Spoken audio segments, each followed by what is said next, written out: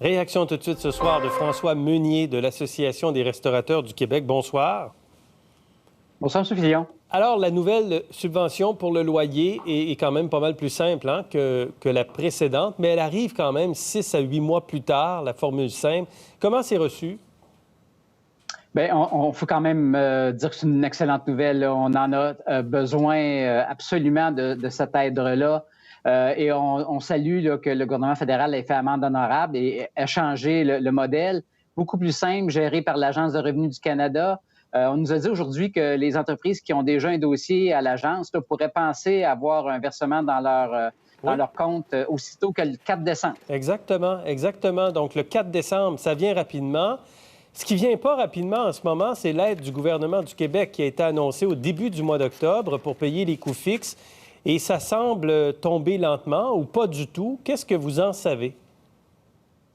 Bien, écoutez, le programme s'appelle l'aide aux entreprises pour les régions de l'aide maximale. Ça a été annoncé le 1er octobre. Et c'est vrai que oui, le programme, le paiement met du temps à arriver. Il y a beaucoup d'entreprises déjà qui ont fait des demandes et qui n'ont pas encore vu la couleur de l'aide. Mais vous savez, pour nous, regardez, les restaurants là, en 2020 là, vont avoir été fermés 6 mois. 6 mois, là, c'est catastrophique. Là. On parle de pertes de vente qui vont dépasser les 5 milliards de dollars. Là. Alors, c'est extrêmement important. Donc, le problème est plus profond que de voir l'argent arriver lentement, M. Fillon. C'est davantage même la philosophie du programme qu'on remet en question. On est en crise présentement, une crise qui est hors du commun, convenons-en, et on devrait avoir des programmes d'aide qui sont adaptés à cette crise-là. Or, on gère le programme actuellement. On gère le programme présentement comme un programme d'investissement, un programme de prêt. Et certainement, pendant que nous, on a besoin de subventions, qu'on a besoin d'aide directe, on demande aux entreprises actuellement de démontrer qu'elles sont rentables. On demande aux entreprises de démontrer qu'elles ont une capacité de prêt. Toutes les entreprises du secteur de la restauration là, ont été fermées 3 mois au printemps. À ce moment-là, elles se sont endettées jusqu'au cou. Alors, notre inquiétude, c'est de voir énormément de refus parce que finalement, peut-être que les dossiers de crédit seront pas assez positifs au goût du gouvernement pour pouvoir leur accorder l'aide tant attendue. Parce que le gouvernement veut aider des entreprises qui vont survivre après la crise. Alors, il vous demande de prouver que vous êtes capable de traverser cette crise-là pour vous aider, c'est ça? Oui, mais regardez, c'est carrément déraisonnable. On convient tous, là, je vous l'ai dit tantôt, 6 mois de fermeture de restaurants.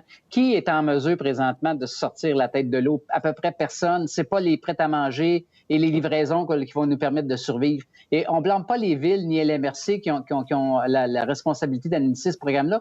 Elles, de leur côté, elles doivent faire preuve de vigilance. Elles doivent démontrer qu'elles ont fait le nécessaire parce que l'argent qui leur est prêté par Québec, elles devront rembourser l'argent dans 10 ans. Donc, si elles perdent leur investissement parce que les entreprises ont fait faillite, bien, les villes sont frileuses. Alors, Ce qui est inquiétant, c'est de voir les entreprises, le dossier des entreprises refusé, de voir qu'on demande des cautionnements personnels ou encore une bureaucratie qui est beaucoup trop lourde pour un petit restaurant qui a besoin d'aide dans les circonstances. Les dernières données disponibles au pays ne montrent pas qu'il y a une hausse de faillite, cela dit.